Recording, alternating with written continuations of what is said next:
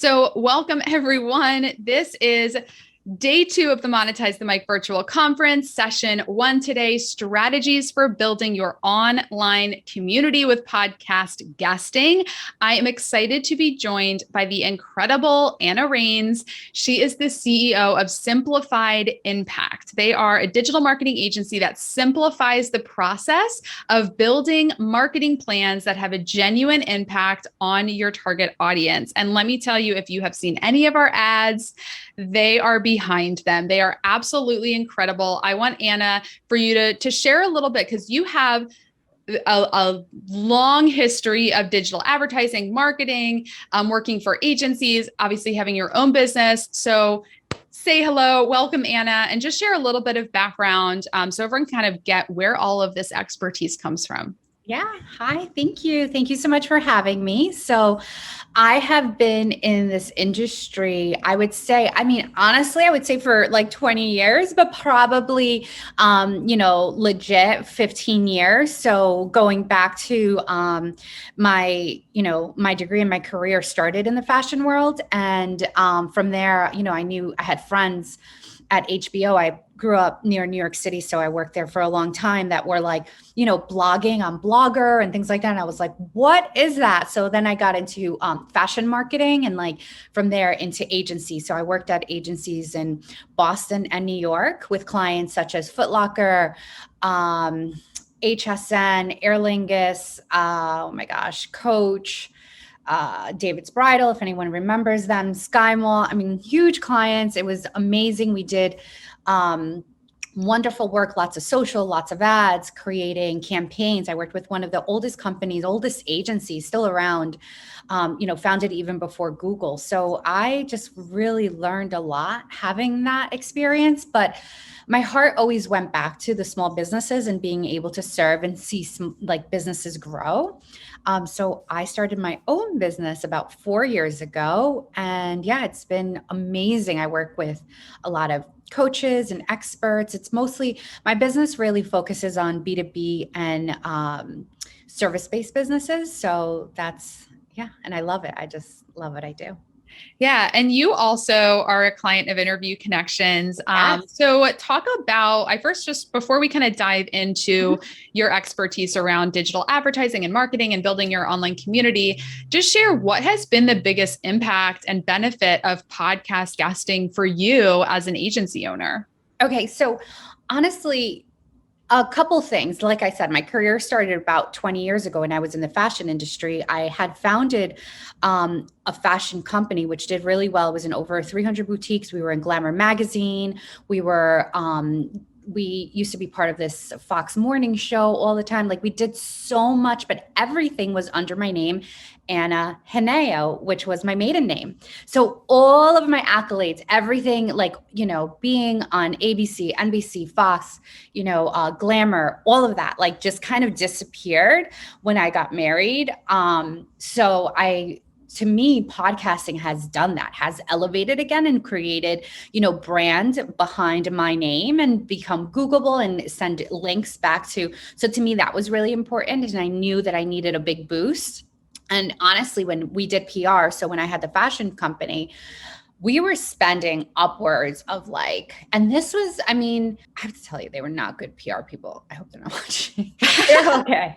But it was 10 to 12 grand a month, really, and yes, we got to be on these things, but that was years and years. So every 2 to 3 months you got a hit or whatever, right? You're not guaranteed something monthly. So when I did this again, a little bit wiser, older, and when I was with the agency in New York City, we used to talk a lot about podcasting as really great for SEO and getting, that constant elevation and brand awareness out there. So I was like, you know what, if I ever own my own business, and this was before I did, I was like, I'm going to do podcasting, not traditional PR, because that is every month you're getting something, it just it's a much faster, quicker way to get to where you're going. Yeah. I love that you share that, nobody with this, your married name, all of your recognition was under your maiden name. And I think that really ties back to what Margie shared in her story,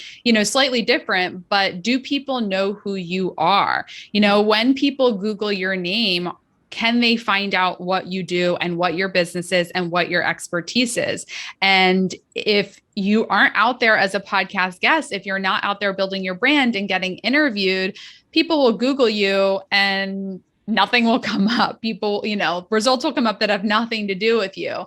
Now, and we're going to be sharing in our closing keynote today, just the impact of when you're out there getting interviewed. You do one Google search and you will be found. It's really, really powerful. Is there anything else you want to share about I know we're going to dive into search engine optimization, but any other positive impacts you've seen on your business, or you've also sent clients to us that get interviewed? Anything else you want to share about the benefits? Yeah. I mean, honestly, I think it's just like, getting clients, getting your story out there, honing in your story and understanding, like I have definitely been on podcasts and I'm like, oh, that didn't, I try different angles, right? And I'm like, that didn't land. And although there's not like a live audience, right, to really, you still get the feedback from the host. I think that has been really important.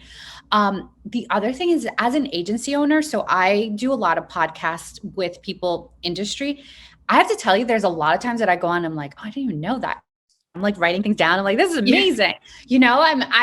It's just all around super beneficial. It keeps you in the know. It like helps you with your story. It helps drive,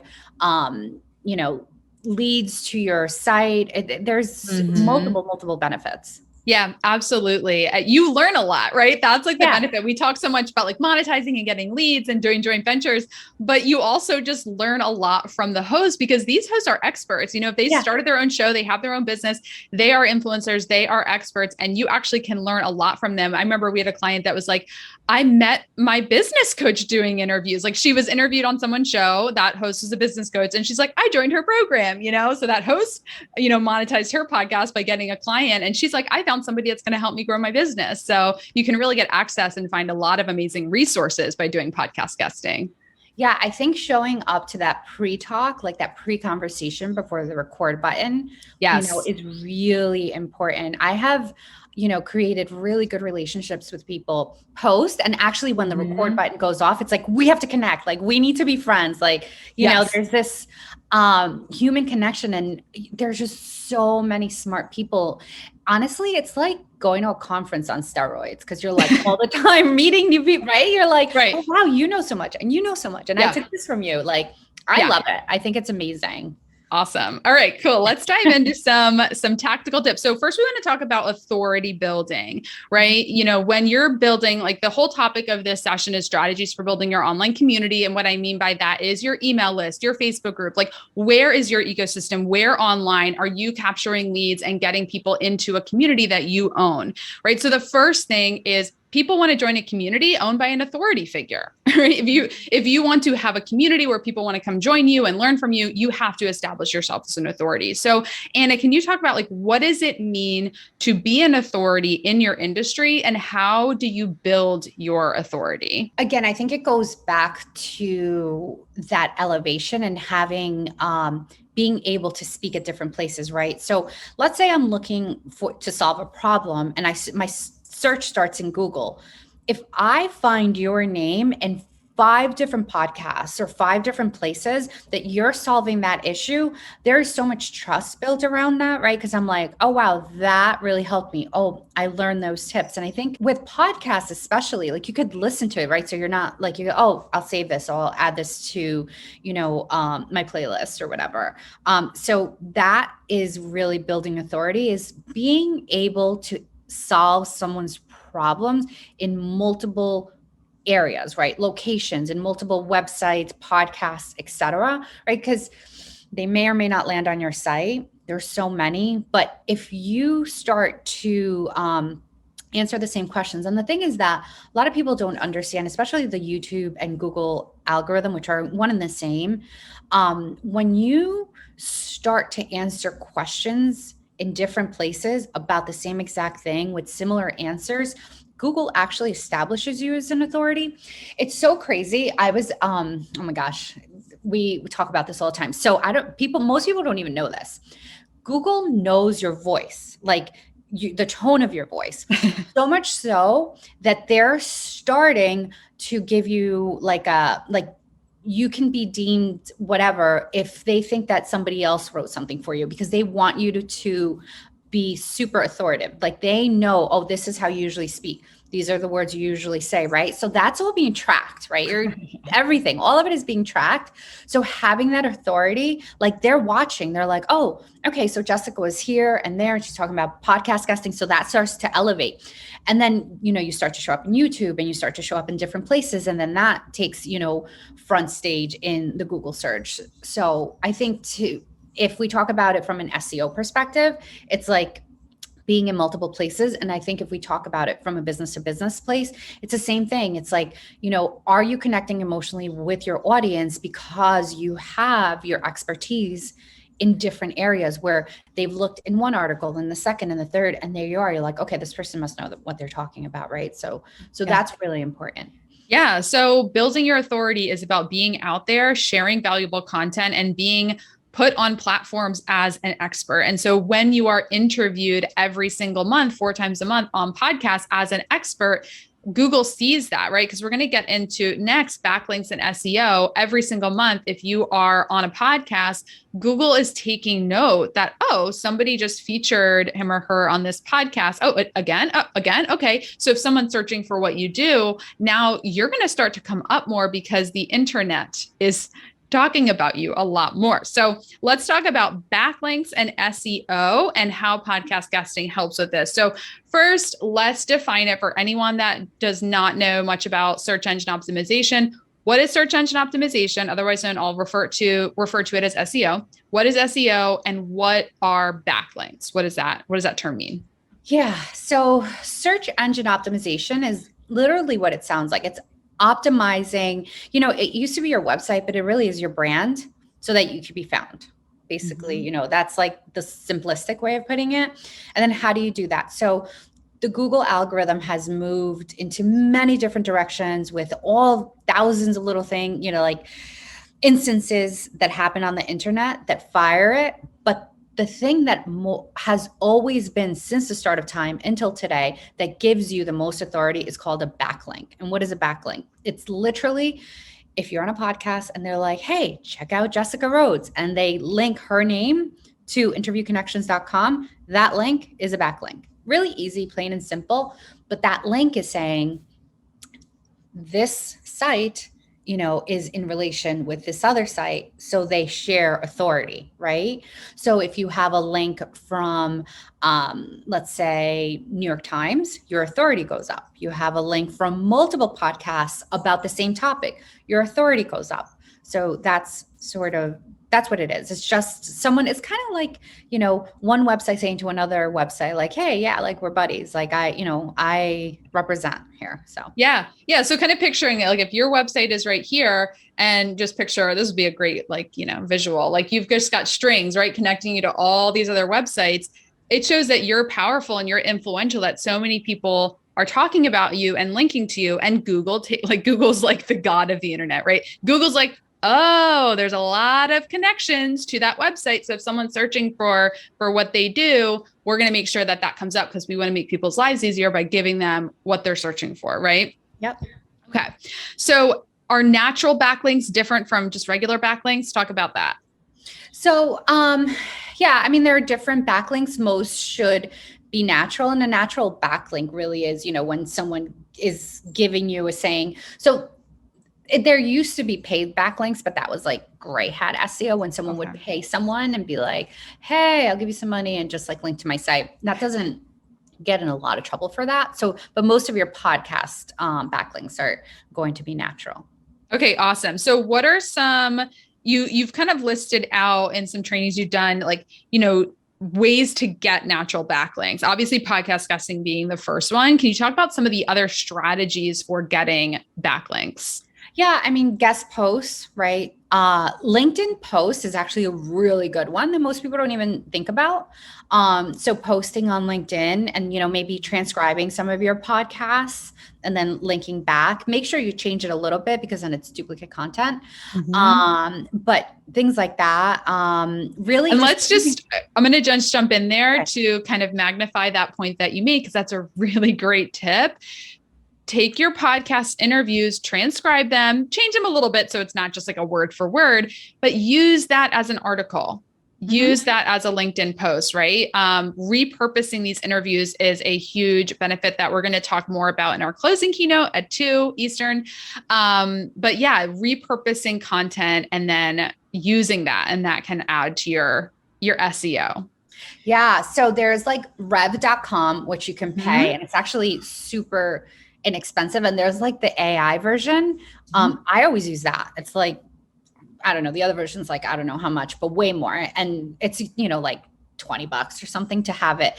But if you really are like, okay, that, you can also do it through Google Docs and have your podcast, but it's such a great tool to transcribe your podcast. I mean, I highly recommend it. We do it for all of our clients.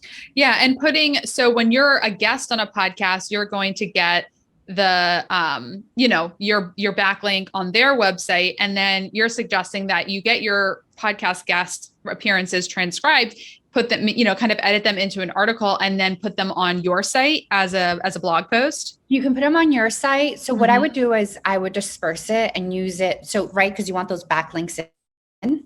So I would put it on your site. I would put it on LinkedIn. I would set up a Medium account, right? And then, so now you have all these other sites that are talking about you. So you have your podcast guesting, right? So those sites are talking about you. LinkedIn counts as an outside link in, right? And LinkedIn has more authority. Medium has more authority. That counts. So I wouldn't only, just like disperse it like in different places.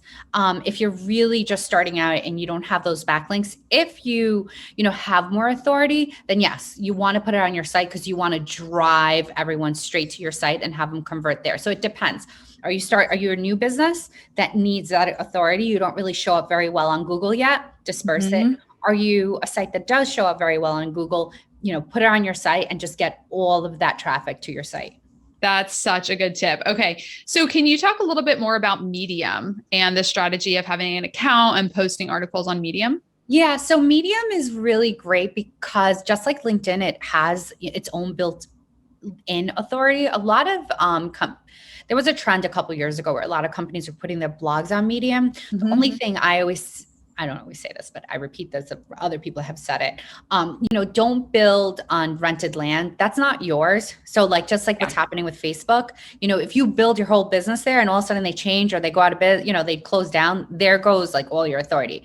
But it is a really great place because it has great authority for you to have articles because it will show up well in Google. And then always link back to your site, right? Always on LinkedIn and on Medium, make sure that you're leading people back to your site with some kind of call to action.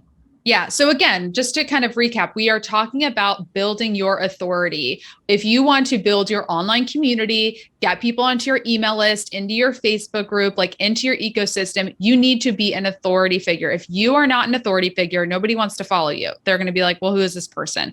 Build your authority. And these are the strategies for doing it. And this sounds like a lot, but just to really simplify it, you get interviewed on a podcast, you take the recording, you have it transcribed by Rev or Otter. Literally, it's automated. It's like $1 a minute. And you could, do this yourself or send it to, a marketing admin and just say, hey, I want you to take this transcript, create a few different blog posts, and then post them on Medium, post them on LinkedIn. This is so simple. And if you're someone that you open up a Google Doc to write a blog post and you're like, I don't know what to write. When you get interviewed on podcasts, people are literally prompting you with a few questions that you pre-wrote, and then all this content comes out, right? So this is how you build authority, right? Yeah. I love it. And the thing about that, and I say this to clients too, who are like, I don't know what to talk about or things like that. The thing about being prompted is that there's a different kind of energy behind that than when you write your own content. There's a lot of people, most people I find are find it really painstaking to sit down and write a blog. So unless you're a writer, so that kind of comes across, and then you get these like articles or blogs that are so boring. You know, you're like, no one's gonna read this. This isn't helping you. This is actually hurting you. So it really does. It's just so much better to transcribe it from your podcast, because there's this like energy around it, right? And then the person, you know, your admin gets to see that personality too, right? So you're creating your voice. Yes. It really is a win-win. For sure. Yes. And then also another way to get backlinks is when people are quoting you. And I know I remember we got a lead and they're like, oh, you know, we heard about you from this article. I go look at that article and I don't know the writer of the article, but the writer had heard me on a podcast and quoted me in the article. Jessica Rhodes of Interview Connections recently said blah, blah, blah about podcasting. I was like, oh my God, I was just quoted. You know what I mean? It was just incredible. So when you build your authority and you're being interviewed consistently as the leading expert on your field, people that are writing articles like Dan Mangena, who contributes to Entrepreneur, you know, if he hears a really valuable quote on a podcast that he listens to, he could quote that guest. So is there anything else you want to add about, you know, people referencing your content or quoting you? No, yeah, for sure. So, you know, you were saying in the beginning about small podcasts and stuff like that. I know he is your client. I can't remember his name, which is not good, but because I was on his podcast too, but he's a friend of a friend. Okay. And anyways, he has a small podcast. I think it's in Vermont, Maine, somewhere, Vermont or Maine, small podcast, right? Okay. And very niche SEO. And this SEO expert who is very in like mostly the inner circle SEO world got interviewed on it. Someone outside of the SEO world with like a bigger audience heard him and had him speak at his conference. And I mean, it was like a high paying, I think it was like $250,000 or something that he got paid from being on the smaller one. Yeah. Somebody listened and was like, wow, that person is really smart, and took this other like marketing thing. Anyways, it's a friend, and Rich something is the podcast. I can't remember, but I think I know. Actually, I either know who you're talking about, or this has happened to two different people, which is very likely because we have one of our former clients from years ago. Same thing happened. Like he was interviewed on a podcast. That podcast host was putting on a conference. You know, booked him to speak, and it just led to so many opportunities. So. Yeah. It was so crazy, but he was, you know, he started in the small one and then somebody, you know what I mean? So it's like, I think there's this misconception about, like, because I hear this a lot, like, well, how many downloads and how many, it's like, that's not, who cares? Like, you know, you never know. If there are 10 people listening, you never know that those 10 people are so valuable. The other thing is that title and all of that like is lending to your authority, taking back to authority. Yes. Yeah. Yeah. Okay. Let's get into talking about building your online community. And, you know, so can you provide your tips on how to get people into your community? So now we're out there getting interviewed. People are linking to us. We're repurposing these interviews. And so we're really building our authority. Now we want to get people onto our email list, into our online community, whether it's, I get Facebook group is like the only example that I'm thinking of, but, you know, getting people into your ecosystem. You know, of course, we're going to talk more in our closing keynote about calls to action. We have several examples to share. But Ana, what types of lead magnets are you seeing converting really well right now? Like, what's a good lead magnet that would get people to convert onto an email list? I know it's different for everyone, but what are you seeing? I'm still seeing like top 3 how to listicles. Like listicles will never go away. People love listicles. And listicle, like a list of things. Yeah. I've never even heard the term listicle. I love that. Yeah. So listicles, let's give some examples. So like how to top 10, you know, can't miss. All of those things are just, they really do work. Like I see with other clients. I mean, that's what, and people know now, they're kind of like, oh, you know, this is a lead magnet, but you just can't. Me too. Like sometimes I'm looking at things and I'm like, really want that. It's so tempting. I'm like, I want to know the top 10. The other thing, honestly, if you want to build authority, and this I'm like super serious about, because there's nothing more frustrating than downloading something and being like, seriously, It's like, that's where I go back to your podcast. This listicle is a disappointment. Yes, don't disappoint. Mm-hmm. With your podcasts too. And don't disappoint your podcast guests. Like when you're, like prepare, right? So prepare your listicles, prepare your topics, prepare what you're going to talk about, but really driving that authority and getting those like lists are really working. The CTAs, right? So having your CTAs calls to action above the fold. Yes. That's really important. Okay. We're going to get into that in just a second. I think everyone, the listicle is the word of the conference. Absolutely love it. So come up with a list, and I love the idea of keeping, and let me know your thoughts on this, but having your lead magnets, your downloads be really simple. Cause sometimes I'll download, a free report and it's like 5 pages of text on a PDF. And I'm like, there's no way I'm going to read this. And I'm certainly not going to print it out. So then I unsubscribe from the list, but I really love simple, like high value, but not a ton of text and copy. So you told us about like how-tos and lists and top 10 stuff like that. Is there anything you want to say about what is actually in the lead magnet? So actually, I think it depends. I don't mind really bulky content. So it depends on who your audience is, know your audience. And I would say test it, because I love like when I get like a 20-page, like really but meaty document that I'm like, oh my gosh, and this and this and that, right? So test them. I think having, right, your either a lot of imagery, a lot of references, lots of links back to your site and articles on your site, maybe even articles back to your podcast. So you want to have people, just continue to dig. The more they stay on your content and the more they're navigating, the more they're building that authority. Because the next question you answer might have been a question that they were already, the next question on their list. And they're like, oh, wow, this is really important. So I would start with some like surface calls to action. So those are your listicles that are like, oh, here's your top 10, right? It's really simple, easy. Yeah. And then you go into like your PDFs, or you could call it, workbooks, or, something that they know they're getting a little bit more meat, but then that's depending on where they are in the funnel, right? So if you think about your funnels, your awareness funnel, right? Your consideration, and then your decision. In your awareness funnel, which is top of funnel, right? So you're driving people that really don't know you. So then that's a list, really easy. And then now you're starting, they know you, they've been coming back. Now you give them a little bit more meaty so they can learn more about you, follow up with them, right? Maybe this time you ask them for their phone number or more information, right? As they're driving down your funnel. And then decision is really all about you, right? So how the call to action there is, what is it about you that makes you different? Because now they're sold on you. Now they know who you are. So this is, these are our offerings. This is what we do different and how we do it better. Yeah. So. I love this. This is such a good tip. So we're going to talk like more about CTAs on podcasts in our closing keynote at 2. So make sure you come to that, because we're talking right now specifically about building your online community, which listicles are going to be really effective for.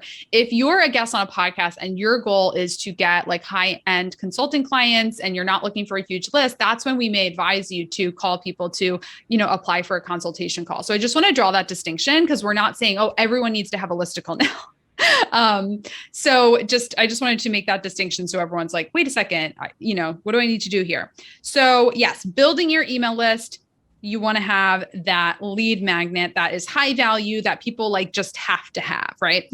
So now let's talk about converting, because when you're on a podcast, if your goals, go ahead. I just want to, sorry, I don't mean to, I don't want to move on, because you said something that like my light bulb went up, and I was like, building your email. You want to build authority? Email is like the most unsexy thing in the world. And everyone's like, oh my gosh, I get so much email. Me starting, like, I tell people, I'm like, please text me, because like my email is out of control. But email is the most important asset you can have. Like, it is just downright the most important, right? So Facebook groups, for example, right? Facebook just went through a huge algorithm change, right? What happens if you have a nice fat email list? You can still retarget, you can set up audiences, you can do so many things. So own your, like, all of that that's also considered first party data, not to get too, what in the weeds, but just know that emails are really, really, really, really important. And if you're driving people into your Facebook group, make sure that you are, do not let them in unless they give you your email. Like emails are everything, right? That is like your entryway, and that no matter what happens in the different algorithms or how things are changing, that is going to be your like main source of communication. That and text, right? Text is becoming so big, but email for sure. Yes. Yeah. I'm so glad that you said that, because even though I'm saying email list and Facebook group, I want to, if you're getting people in a Facebook group, always get their email address, always get them on to your email list. Okay. So let's talk about conversions, because now that you have this great, lead magnet, you're driving people over to your website to get them onto your email list. So, you've built your authority, you've got this lead magnet, they're over to your website. A lot of times I see people are sending leads to a website and it's like a slippery noodle. They're just like, no conversions happening. I can't even find the opt-in box. So what do people need to do with their website, with their landing page, to capture as many names and emails as possible? Really, so have really great content, right? So this goes back to having your podcast and really, being able to transcribe that. Because like I said, there's just a different energy and emotion behind you speaking to someone than just like pulling up and writing about it. You can even use some of the things you say on your podcast for your web copy, right? So copy is going to be really important when someone comes on your site, for you to really let them know, what do you do? Have testimonials, things like that, right? That's going to be really, really important. Whenever we do landing pages or we do like sales pages, everyone always, because we do this thing called heat mapping, where you can watch what people are doing on a page. Everyone always stops at the testimonials, whether they're written testimonials or it's a screenshot, like every single time. That's where people like spend the most time. So your testimonials are going to be really, really important. So I would say, as far as, building that authority, bringing that in, those testimonials are important. And you know what I would say to that too is, like, usually when we get testimonials, sometimes we get them naturally, right? Someone just sends them to you, but sometimes we're like, okay, I know that this is going really well with this client. I would really love a testimonial. The way I would compose that is like, think about the things that are unique to your program, and then ask that person to give you that testimonial with those key points. Like, for example, Jessica, maybe if she was to write to someone, she could say, I know that podcast guesting has, got you X amount of dollars in the last like 2 months. Would you mind giving us a testimonial on how podcast guesting has given you 10x your business in the last 2 months? Because you know what that person's going to do? They're going to turn around and be like, podcast guesting they're going to use that in their testimonial. And that becomes a search term, right? So that helps you, again, with authority, with SEO, with getting those leads back, with like supporting what you're about. So like, be really, intentional about everything that's on the site, right? And think about like, okay, what is it that makes me unique? Because that becomes your keywords, right? Your differentiator. But then how do I get more people to come in and look for me and find me and spend time on my site? So, but again, your testimonials are amazing. Lead magnets, like I said, your listicles, which everybody loves. Downloads, templates do really well. Any like free resources, and then I would start to test even some paid resources. Maybe there's like small little things that you can, get people into. Right. And then they start to pay either for a small class that it's pre-recorded, or webinars, things like that. Because then you start to understand, okay, those are people that are going to convert a little bit better, and you're building your authority. You're learning more about your audience. Okay, awesome. So I want to talk a little bit about how to find the best topics to talk about, because this is something you teach on when you run trainings on, digital marketing and advertising. What are we teaching about? And of course, this is related to podcast guesting, because you want to be getting interviewed on topics that are building up your authority and positioning you as the leading expert in the topics that your audience is searching for, right? Yeah. So what are some of your tips on how we find the best topics to talk about?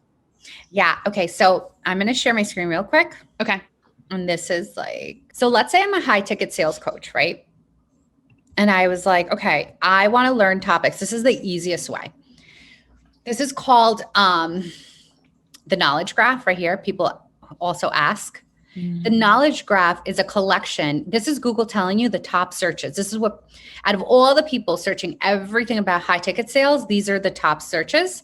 And then there's something else you can do. You can put in your keyword, kind of press enter, and then you look at these, and this is the rest of the knowledge graph. So if I'm a high ticket sales coach, I could say, okay, high ticket sales closer. Maybe I can write about that, talk about that. High ticket sales training. People are looking for trainings on high ticket sales.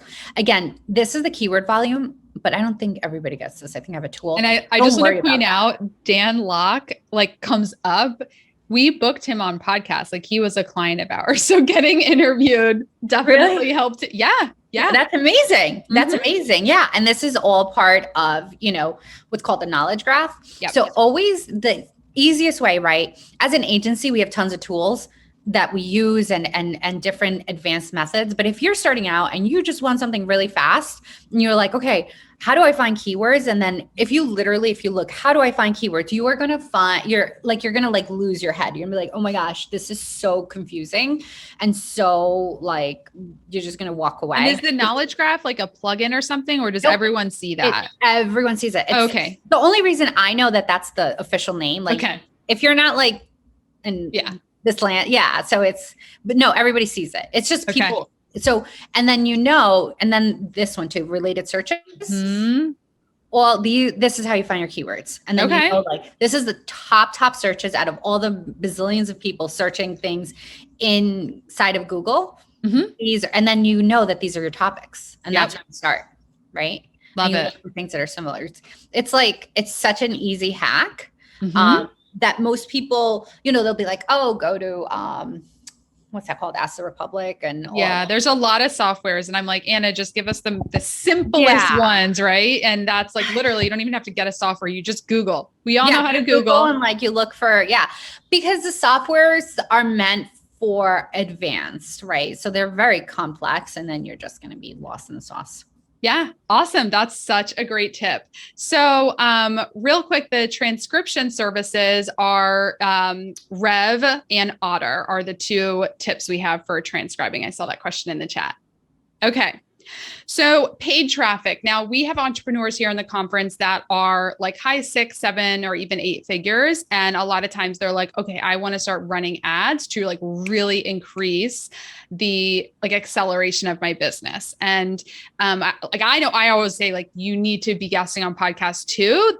Paid ads are not going to replace your organic marketing, which is podcast guesting. So Anna, I want you to just talk about how paid ads and paid traffic work alongside podcast guesting and organic marketing.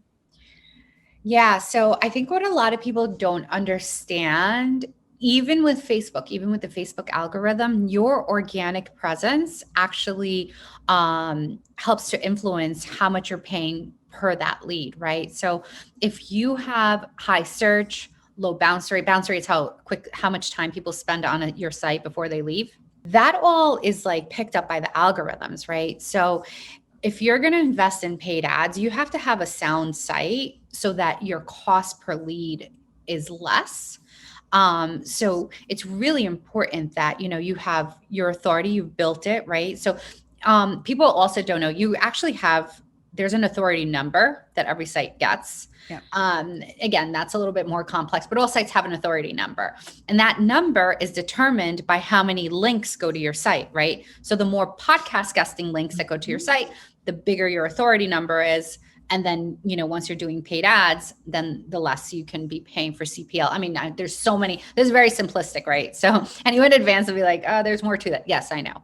But just to keep it really simple, those are really important, musts. Like you must have a really sound site. You must be doing really well organic. You must not have a site that people bounce off very quickly, because then your paid ads will increase, especially if you go into Google, then it's like, forget it. Yeah. That was one of the, my favorite things about working with you. Like I said, we're clients of Anna's company. They run all of our ads. When we first started working with Simplified Impact, the first thing you guys did was look at the health of our website, because so many ad agencies will just be like, okay, we'll run your ads and you'll pay lots of money and send traffic. But if your website isn't healthy, if you don't have strong authority organically online, the ads are not going to perform well. Mm-hmm. Yeah, that's so true. It really is so true. And that's your land, right? Yeah.